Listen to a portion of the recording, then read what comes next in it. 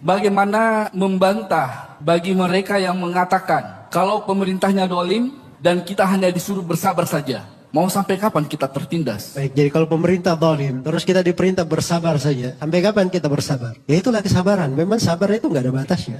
Ya, sabar, kemudian sabar, lalu bersabar, setelah itu sabar lagi, dan ditutup dengan sabar lagi. Ya, semuanya sabar. Karena Nabi SAW memberi ketentuan seperti itu. Kata beliau SAW dalam hadits riwayat Al-Bukhari, "Isbiru hatta talqauni alal haud." Sabarlah kalian sampai kalian menjumpaiku di telaga. Nabi kita jumpai di telaga. Telaga mana ini? Bukan telaga goa sana ya. Ini telaga di akhirat. Jadi sabarnya itu sampai hari kiamat. Nanti kelihatan buah kesabaran itu ketika berjumpa dengan Nabi di telaga. Oh ini betul-betul umatku ini. Ketika ada pemerintahnya zalim, saya perintah dia sabar, dia betul-betul bersabar. Berjumpa denganku di telaga. Tapi coba kalau kita tidak sabar, bagaimana jadinya ketika kita mendatangi telaga Nabi? Oh ini orang-orang yang saya sudah katakan kalian sabar, kalian tidak bersabar. Gak tahu apa yang akan terjadi. Dan harus diketahui bahwa ada orang-orang yang diusir dari telaga Nabi. Ketika ditanyakan oleh Nabi, kenapa mereka diusir? Dikatakan kepada beliau, innaka la tadri ma ahdathu ba'dak. Kamu Nabi Muhammad tidak mengetahui apa yang mereka ada-adakan setelahmu. Nah, itu tidak sabar terhadap kezaliman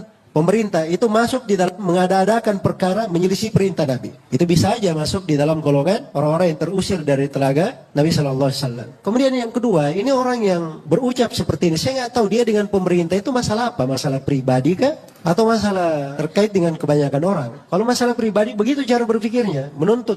Jiwanya itu besar sekali menuntutnya. Tapi kalau masalah dia, tidak ada masalah pribadi, nah itu akal sehat. Agama, dua di dalamnya. Kita diperintah bersabar. Sebab kalau hak kita tidak dapatkan di dunia, Allah akan berikan di akhirat. Kesabaran dapat pahala. Dan itu hal yang diperintah. Dengan sabar itu membantu orang yang zalim bisa menahan kezalimannya. Itu berbagi manfaat di belakangnya. Makanya kalau mau lihat ciri hati yang benar itu, yang baik, lihat itu Imam Ahmad yang saya beri contoh tadi. 3 generasi pemerintahan coba diperlakukan tidak benar. Tapi bersamaan dengan itu, beliau berkata, kalau saya punya doa yang dikabulkan, saya akan peruntukkan doa ini untuk kebaikan pemerintah. Nah, itu hati yang bersih itu. Nah, itu Rasulullah SAW bersabda, "Thalathun la yaghillu alaihinna qalbun mri'in muslim." Ada 3 perkara. Yang kalau 3 perkara ini berada di hati seorang muslim, hati ini tidak akan membawa dengki, tidak ada penyakit sama sekali di hatinya. Yang pertama, ikhlasul amali lillah. Dia mengikhlaskan amalan untuk Allah. Dan yang kedua, ta'atu ulatil amr. Dia taat kepada para pemimpin. Kemudian yang ketiga, waluzumu jama'atihim. Komitmen di dalam kebersamaan mereka. Di dalam jemaah kaum muslimin. Ini ciri hati yang bersih, hati yang baik, tidak ada dengki padanya. Semoga Allah Subhanahu wa taala menganugerahkan kepada kita semua hati-hati yang baik dan bersih, dan menjadikan kesabaran sebagai mahligai yang paten di dalam dada-dada kita. Innahu waliyyu dzalika wal qadiru alaih.